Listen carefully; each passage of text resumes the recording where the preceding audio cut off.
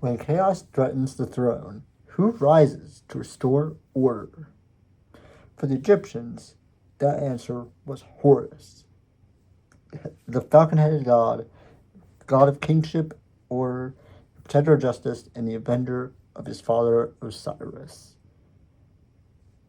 We've actually talked about him in the past in Osiris's video, and it resulted in a blooper getting cut from this video, and yeah, just roll the blooper. His wife, Horus, yep, I was trying to talk about Isis and saying the mother of Horus. I said, yeah.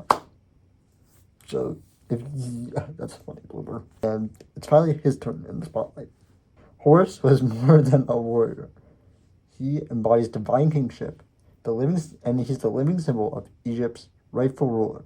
Egyptians saw him as a falcon soaring above Egypt, protecting it.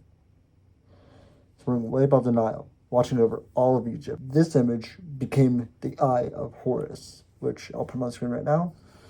And that is one of my favorite things ever. I might even get a pendant with that on it or something. My full image of protection, healing, and royal authority. And it endured for millennia. And after Set,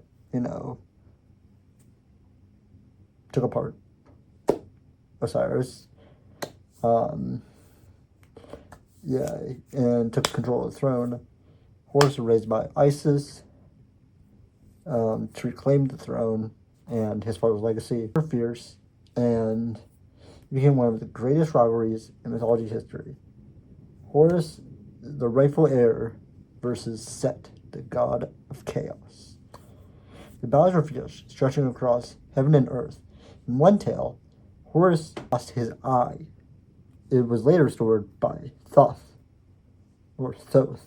You have to look up that pronunciation because I've heard it different ways. That eye became a symbol of resilience, sacrifice, and divine justice.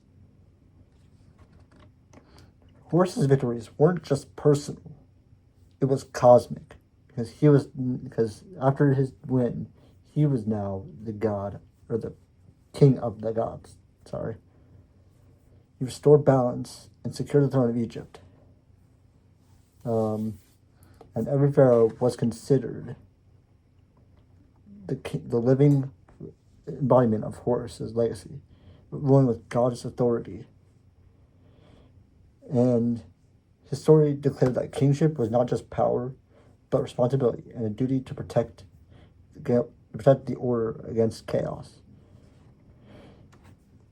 In the Kane Chronicles by Rick Riordan, he found a modern vessel in Carter Kane, which is an interesting choice because Carter doesn't seem like the warrior type, but he later grows into it. And it's because of Horus's constant pushing for him to win. And their partnership mirrors the ancient myth. And Carter's reluctant to learn the balance of leadership because later on in the books, Carter becomes pharaoh of Earth, while Horus becomes the divine ruler. So they're both on thrones, one dimension, one the other, but they're still connected. That is amazing. From falcon skies to royal thrones, from lost eyes to regain balance, Horus is the god who proves that vengeance can become justice, and kingship can become protection. If you enjoyed this dive into Egyptian mythology, subscribe so you don't miss the next episode of RyderSucksAtMythology coming tomorrow.